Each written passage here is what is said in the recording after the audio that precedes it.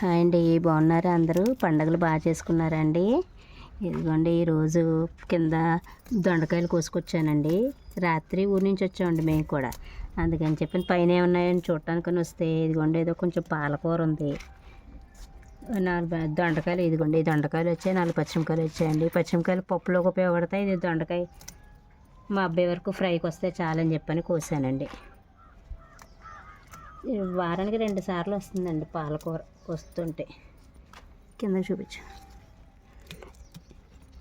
ఈ వీడియో కనుక మీకు నచ్చినట్లయితే లైక్ చేయండి, షేర్ చేయండి, కామెంట్ చేయండి, సబ్స్క్రైబ్ చేయడం మాత్రం మర్చిపోకండి.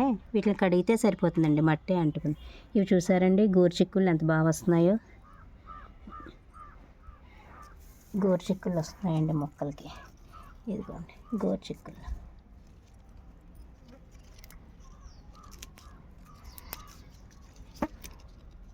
అందరూ బాగుండాలండి, అందులో నేను ఉండాలి. థ్యాంక్ యూ అండి.